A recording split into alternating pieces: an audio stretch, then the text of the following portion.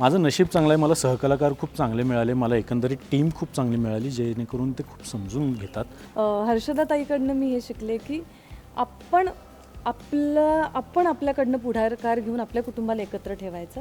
ज्यावेळेस ती मेकअप करून आणि अगदी ड्रेस होऊन येते ज्यावेळेस त्यावेळेस ती रेश्मा नसते, ती जानकी असते. सुमितचं लग्न झालं तेव्हा मी त्यांना जेवायला आमंत्रण दिलं होतं, तर अजून काय आला नाही. आता माझाच नवरा होऊन आला, आता मग आपल्या दोघांच्या बायकोला सांग जेवण करायला आता छान.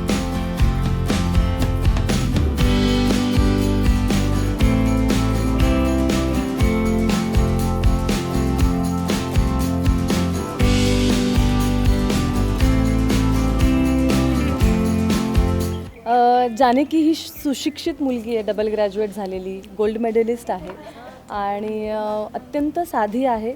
पण तिचा या गोष्टीवर विश्वास आहे की शिक्षण, एज्युकेशन कधीच वाया जात नाही.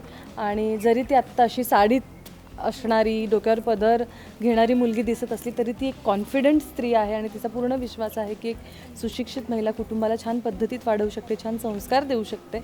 आणि त्याचबरोबर ती रोखटोक पण आहे. म्हणजे कुटुंबातल्या मोठ्यांनी किंवा एखादी चुकीची गोष्ट घडली घरात मोठ्यांकडनं, तर ती त्यांना सांगायला घाबरत नाही, ती उद्धट नाही आहे, पण ती कॉन्फिडेंटली त्यांना सांगते की ही गोष्ट मला पटली नाही आहे, तर आपण ह्या गोष्टीत काही बदल करू शकतो का.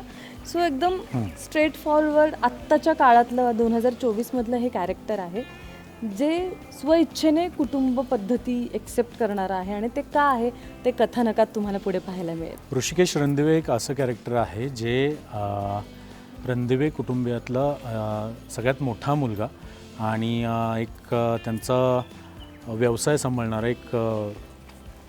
एक यशस्वी उद्योजक असा ऋषिकेश रणदिवे आहे, जो त्याच्या घरादाराची काळजी घेतो, कुटुंबातल्या प्रत्येकाची तितकीच काळजी घेतो.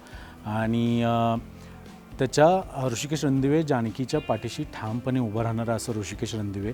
घरात जर काही बरोबर घडत असेल तर त्याला पाठिंबा देणारा, चुकीचं घडत असेल तर त्याला ठामपणे हे चुकतं आहे असं सांगणारा ऋषिकेश रणदिवे. आणि त्याच्या भागातला किंवा त्याच्या गावातल्या शेतकऱ्यांचा विचार करणारा हा ऋषिकेश रणदिवे. शेतकऱ्यांचे प्रश्न मांडणारा ऋषिकेश रणदिवे.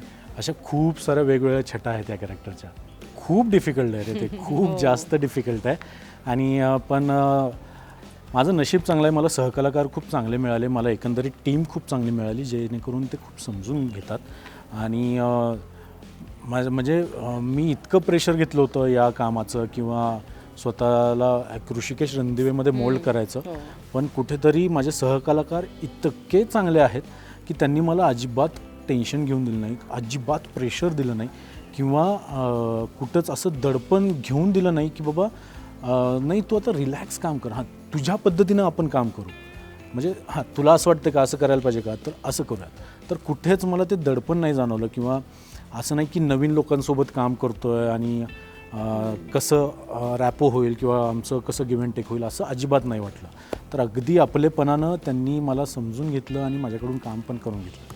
हर्षदाताईकडनं लुक्सपेक्षा ना माणसं, तुला तर माहिती आहे हर्षदा ते सगळ्यांवर किती प्रेम करते, प्रत्येकाला किती आपुलकीने वागवते.